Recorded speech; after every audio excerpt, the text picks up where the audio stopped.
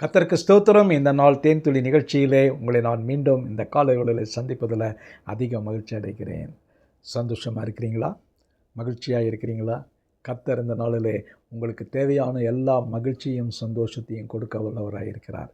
இந்த நாளில் கூட இயேசுவுக்கு பிரியமான ஒரு அப்போஸ்தலனாக இருந்தவர் தான் அப்போஸ்தலனாகிய பவுல். அவர் இயேசு கிறிஸ்து வாழ்ந்த காலத்தில் அவருடைய சீஷராக இல்லை, அவர் சீஷர்களை துன்பப்படுத்தினவர்.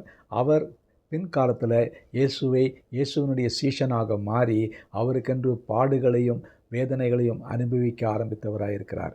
இந்த பவுலை ரோமாபுரியிலே சிறைச்சாலையிலே அடைத்து கைகளினாலும் கால்களினாலும் சங்கிலியினாலே கட்டப்பட்ட சூழ்நிலையில் இருந்தார். அப்படிப்பட்ட சூழ்நிலையில் பிலிப்பி பட்டணத்துக்கு அவர் ஒரு கடிதத்தை எழுதுகிறார். அவர் அந்த கடிதத்தை எழுதுகிற வேளையில் அவர் சிறைச்சாலையில் இருந்தார் என்று பார்க்கிறோம். சிறைச்சாலை இருக்கிறவர் அவர் சொன்னதான ஒரு வார்த்தைகள் தான் இது உற்சாகத்தை கொடுக்கக்கூடியதான வார்த்தைகளாக இருக்கிறது. சிறைச்சாலையில் எவ்வளோ கஷ்டங்கள் இருக்கும், எவ்வளோ பிரச்சனைகள் இருக்கும். அப்படிப்பட்ட சூழ்நிலைகளிலே பிலிப்பி பட்டணத்தில் உள்ளதான விசுவாசிகளை பார்த்து அவர் சொல்லுகிறார்.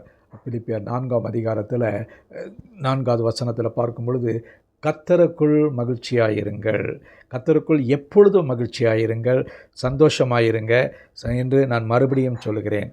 மீண்டும் அதை படிக்கிறேன். கர்த்தருக்குள் எப்பொழுதும் சந்தோஷமாயிருங்க, சந்தோஷமாயிருங்கள் என்று மறுபடியும் சொல்கிறேன் என்று சொல்கிறார். அவர் இருந்ததான சூழ்நிலை சந்தோஷமாக இருக்கக்கூடியதான சூழ்நிலை இல்லை. அந்த கட்டுகளின் மத்தியிலும், அவர் அந்த சிறைச்சாலையினுடைய சங்கிலியின் கட்டுகளின் மத்தியிலும் கூட அவர் தூர தேசத்தில் பிலிப்பி பட்டணத்தில் இருக்கிறதான விசுவாசிகளுக்கு அவர் உற்சாகத்தை கொடுக்கத்தக்கதான ஆறுதலை கொடுக்கக்கூடியதான வார்த்தையாக வந்து சொல்லுது, கர்த்தருக்குள் எப்பொழுதும் சந்தோஷமாயிருங்க. முடியுமா? கர்த்தருக்குள் எப்பொழுதும் சந்தோஷமாயிருங்க. பவுல் சந்தோஷமாக இருந்தார்.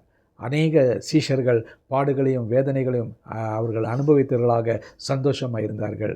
ஆகவே நம்முடைய பாடுகளின் மத்தியில் நாம் இருக்கின்ற வேளையில், அதை சகிக்கின்ற வேளையில், நாம் இருக்கிற சூழ்நிலையே நமக்கு மாற்றக்கூடியதாக இருக்கிறதா இருக்கிறது. இயேசுவை உண்மையாக பின்பற்றுவோம் என்று சொன்னால், அவருடைய பிள்ளைகளாக இருப்போம் என்று சொன்னால், நிச்சயமாக பவுல் ஆலோசனை சொன்னது போல பரிசுத்த ஆவியார் மூலமாக நம்ம எப்பொழுதும் சந்தோஷமாக இருப்போம். சந்தோஷம் என்கிறதான காரியம் ஒரு செயற்கையான பொருள் அல்ல, அது தேவனிடத்திலிருந்து நமக்கு கிடைக்கக்கூடியதாக இருக்கிறது.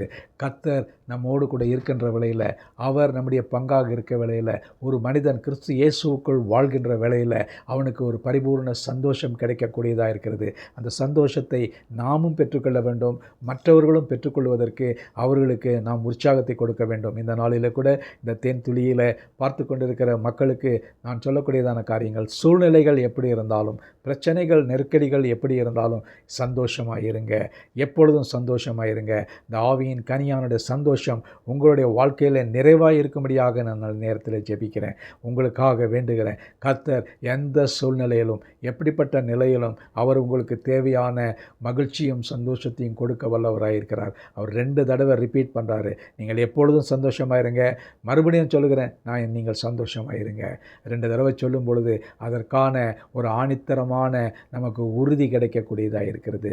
கிறிஸ்து இயேசுவுக்குள் வாழ்கிற நமக்கு எப்பொழுதும் மகிழ்ச்சி, எப்பொழுதும் சந்தோஷம், எப்பொழுதும் வெற்றி. ஜெபிப்போமா? நல்ல ஆண்டவரே, பவுலோடு கூட இருந்த தேவன், பவுலுடைய பாடுகள் மத்தியில், அவருடைய சங்கிலிகளின் கட்டியின் மத்தியில், சிறைச்சாலையில் உபத்திரவங்கள் மத்தியில் மகிழ்ச்சியாக இருங்கள் என்று ஆலோசனை சொல்கிறாரே, உற்சாகத்தை கொடுக்கிறாரே.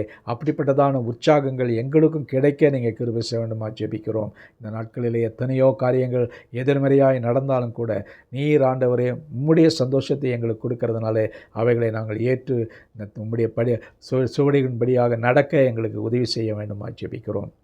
மீட்பர் இயேசுவின் நாமத்தில் ஜெபிக்கிறோம் நல்ல பிதாவே, ஆமேன், ஆமேன். சந்தோஷமாயிருங்க. மறுபடியும் சொல்லுகிறேன், சந்தோஷமாயிருங்க. ஆமேன்.